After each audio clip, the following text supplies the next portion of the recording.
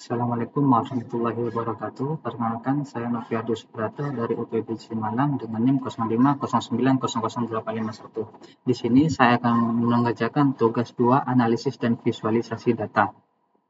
Oke, untuk tugas kedua ini, coba gunakan fungsi berikut menjawab pertanyaan. Perhatikan datasheet pada file Excel. Oke. Selanjutnya kita install paket berikut. Jika belum terinstall, lalu load paket menggunakan fungsi library. Oke, di sini saya sudah melakukan perintah untuk instalasi paket dan perintah library-nya. Selanjutnya kita akan langsung saja melakukan pekerjaan yang A, yaitu gunakan plot histogram untuk mengecek apakah variabel terikat beristimewa atau tidak. Oke, selanjutnya. Pertama, kita lakukan dulu penguploadan data. Nah, ini perintah yang kita lakukan, yaitu untuk filenya di sini saya tidak menggunakan file Excel yang diberikan oleh dosen. Nah, saya menggunakan file .csv seperti itu. Untuk datanya insya Allah sama dengan apa yang diberikan dosen. Oke, selanjutnya kita lakukan upload data. Nah, di sini kita sudah mendapatkan hasil penguploadan data, yaitu berupa data, di mana data tersebut berjumlah 498 objek dengan 3 variabel. Oke, kita coba lakukan data ya.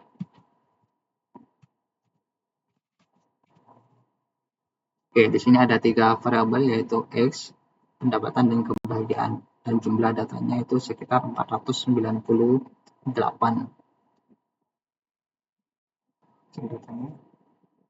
Nah, ini ada 498 data. Oke, selanjutnya kita diminta untuk menggunakan ggplot atau tentang plot histogram. Nah, ini perintahnya yang kita gunakan, kita jalankan.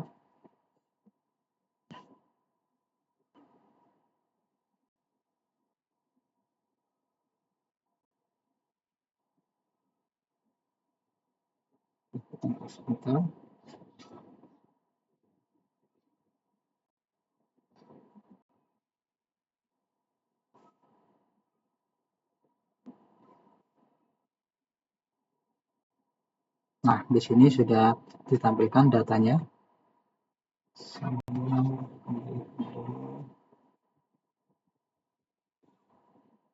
Oke, di sini kita sudah ditampilkan data, di mana di sini ada histogram kebahagiaan untuk titelnya, judulnya, yaitu ada nilai X-nya kebahagiaan dan frekuensi. Di sini data menunjukkan tingkat kebahagiaan seperti itu. Nah, di sini banyak batang yang kalau kita lihat pendapatannya itu antara cukup dan tinggi, sangat tingkat kebahagiaan yang bernilai 0 itu sangat kecil sekali, dan rata-rata untuk tingkat kebahagiaan yang memiliki nilai cukup hingga tinggi, di mana titik tertinggi itu berada di angka 4 seperti itu.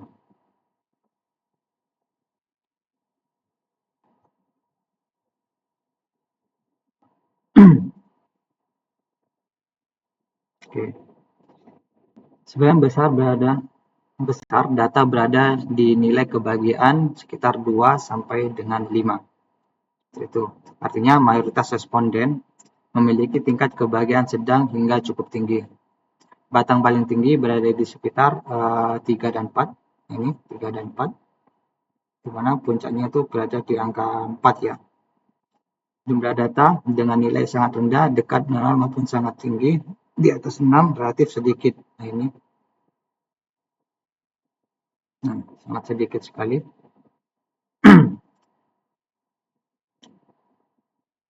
Rata-rata tingkat kebahagiaan itu berada di angka 3-4, yaitu cukup sampai dengan tinggi.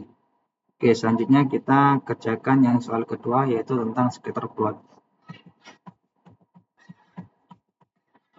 Nah, ini untuk scatter plot. Nah, ini untuk scriptnya, scatter plot kita menggunakan ggplot ya, tidak menggunakan plot. Kita gunakan ggplot. Nah, di mana di sini menunjukkan tingkat kebahagiaan. Nah, di mana semakin tinggi pendapatan, maka semakin tinggi kebahagiaan. Sangat kecil sekali di sini yang berada di garis merah. Nah, Nah, ini menunjukkan bahwa kebahagiaan itu tidak hanya ditentukan oleh pendapatan. Adapun faktor-faktor lain yang bisa membuat kita bahagia, di antara lain tentang kesehatan, lingkungan, dan pekerjaan.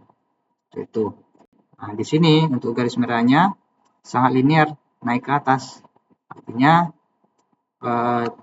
tingkat kebahagiaan itu menunjukkan bahwa semakin tinggi pendapatan yang ada di sini, maka semakin tinggi pula kebahagiaan. Meskipun ada faktor lain yang tidak disebutkan di sini.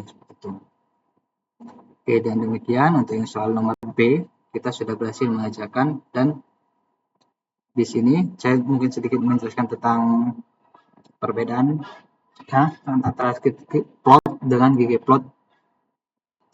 Nah, di sini untuk warna-warnanya kita bisa ganti dari sky blue, ini warnanya ini, titik-titiknya ini, size-nya ukuran 3.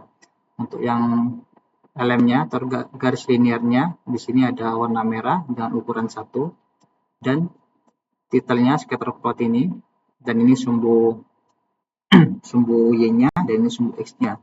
Itu. Oke, selanjutnya kita akan melakukan soal yang nomor C, yaitu lakukan regresi linear sederhana dan jelaskan hasil regresi tersebut.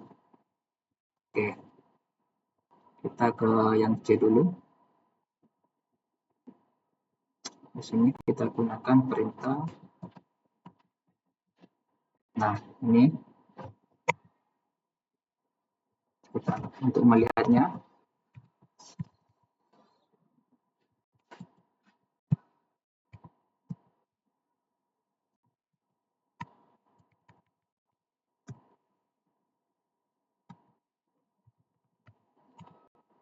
Nah, di sini kita sudah dapat hasilnya. Nah, di sini yang perlu kita perhatikan diantaranya yaitu tentang p-value dan adjustment required. Nah, di sini menunjukkan berarti sekitar 74%,52 atau 74% lah perubahan kebahagiaan dapat dijelaskan oleh pendapatan. Sementara sisanya yaitu sekitar 25, sekitar 25% itu dipengaruhi oleh faktor yang lainnya. Kalau kita lihat ini, kita hitung 75% ya, 74,5. Ini tingkat kebahagiaan dipengaruhi oleh pendapatan. Sisanya itu sekitar 25% mungkin ya. Itu tingkat kebahagiaan dipengaruhi oleh faktor lain seperti kesehatan yang tadi saya sebutkan, keluarga, lingkungan, dan lain-lainnya. Seperti itu.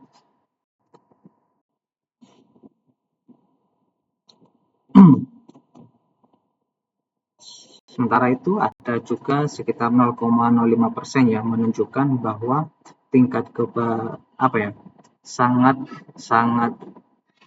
tingkat kebahagiaan itu tidak dipengaruhi oleh pendapatan. Bahwa pengaruh pendapatan terhadap kebahagiaan itu benar-benar sangat kecil. Artinya nggak semua orang itu karena pendapatannya tinggi terus dia bahagia, tidak. Nah, seperti itu.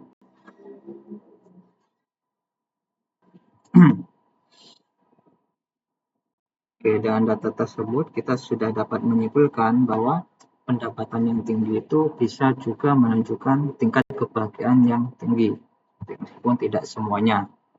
Tuh. Selanjutnya kita akan melakukan soal yang nomor D, yaitu gunakan perintah plot nama variabel regresi kalian untuk cek homoskedastisitas interpretasikan hasilnya. Oke, selanjutnya kita lakukan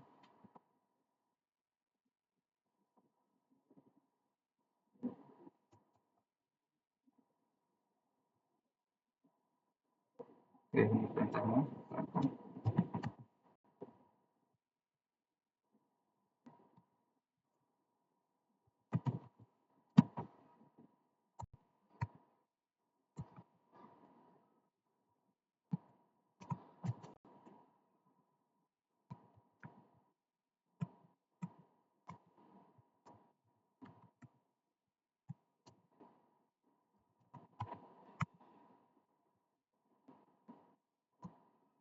Nah, di sini menunjukkan residualitas dan pikir residual. Oke. Oh, di sini saya jelaskan.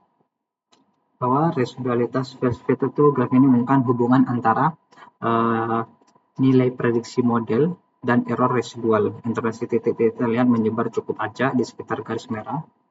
Ini garis merah.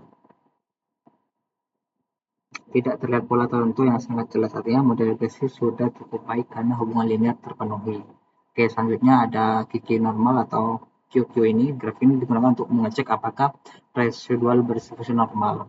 Intervensi sebagian besar titik mengikuti garis diagonal ya. Nah ini garis diagonalnya. Artinya model cenderung berdistribusi normal. Nah, ini menunjukkan asumsi normalitas pada regresi sudah cukup terpenuhi. Selanjutnya ada scale location untuk melihat apakah varians residual stabil atau tidak. Interpretasi titik tersebut tersebar cukup merata. Garis merah relatif datar, artinya model tidak menunjukkan masalah heteroskedastisitas yang serius. Dengan kata lain, penyebaran error relatif stabil pada semula nilai prediksi ini. Ini merupakan tanda model regresi cukup baik. Selanjutnya ada residual phase leverage, artinya graf ini digunakan untuk mendeteksi data yang terlalu berpengaruh. Nah, untuk sebagian besar titik berada di area aman, seperti itu. Oke, selanjutnya untuk yang E, kita diminta untuk menampilkan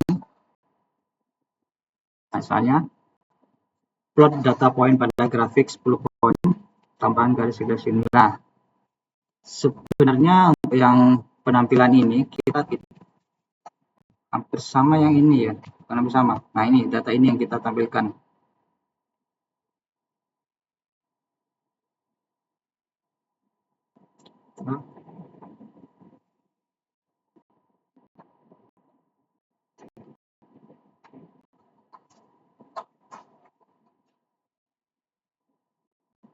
Nah, ini ya, kalau kita maksudnya seperti ini.